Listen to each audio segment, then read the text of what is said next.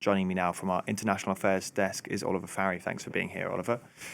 So the foreign minister of Israel yesterday said his country was waiting for the green light from the US to return Iran to the Stone Age. There's clearly not an escalation, at least in the rhetoric, de-escalation rather. Well, the war has basically become a war of rhetoric, which doesn't actually mean that it's any less dangerous than it has been for any time in the last 6 weeks. The claims and counterclaims are being flung by both Donald Trump and Tehran. The threats of escalation are there. As we saw, Trump is threatening to blow up any small Iranian boats that might be laying mines in the Strait of Hormuz. And Israel says it's ready to resume bombing, but it did caveat that by saying that it was going to wait for the green light from Washington, which is in marked contrast to the outset of the war, when multiple sources within the US government said that the war was actually started on Israel's initiative. A member of the Iranian government was quoted last weekend as saying that Donald Trump talks too much, or perhaps posts too much on social media. Now, Donald Trump is a man for whom talk is very, very cheap, and a war situation where he's not actually facing any repercussions is not actually putting the brakes on him either. Of course, Trump's words are not actually cheap at all for millions of other people in the implications that they might have if the war does escalate. So while it is a rhetorical war at the moment, things could actually get a lot more real in time. Yeah, and the latest being all those various calls to different journalists that he seems to be now taking. But the Iranian regime clearly feels confident to dig in further. They didn't go to those talks that never happened in Islamabad. Is this a true representation of the strength of their position at this time? Well, it's a reflection of relative strength, because Tehran does have the strategic advantage of basically controlling access to the Strait of Hormuz.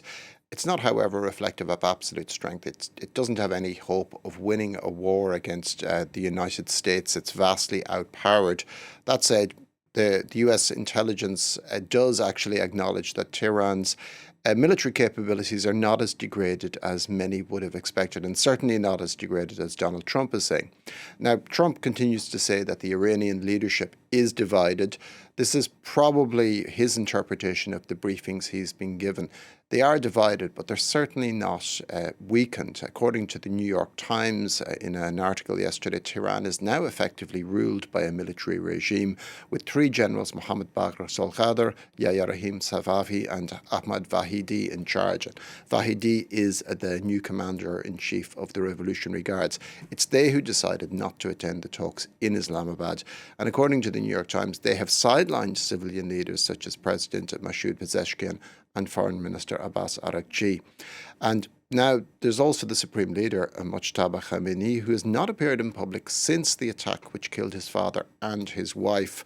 Now, the reasons for that are the injuries he sustained.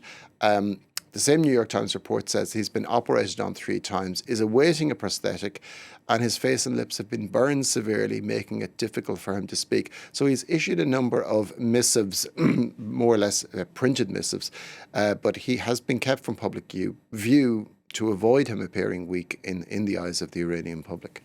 Okay, let's go to the Persian Gulf then, and the Strait of Hormuz more widely. So Trump claims that they control the Gulf.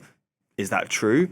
And we also now have these 2 rival blockades of the strait. So what's going to happen next? Yeah, the reality is the 2 countries are reducing each other to a stalemate. The US is capable of intercepting vessels coming from and going to Iranian ports, but it's not able to protect other vessels, which, as we saw on Wednesday when Iran seized 2.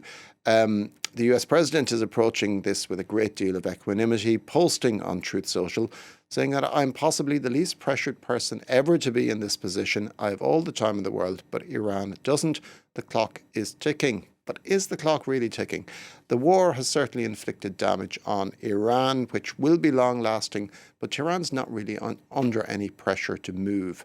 The war has, if anything, consolidated the Islamic regime. It has changed its complexion, as I mentioned earlier, but the fact remains that Iran continues to hold hold the cards with regard to the Strait of Hormuz. It's a chokehold on maritime traffic. That will probably remain so even after a lasting peace settlement.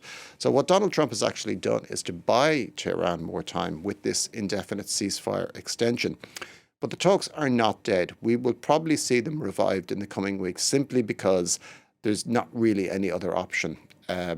We will see each side proclaiming victory, continuing to proclaim victory even while this stalemate continues, and will do so after an eventual lasting ceasefire as well, when a costly stalemate would probably be the more accurate result. But both Tehran and Washington will more or less try to put their own spin on things.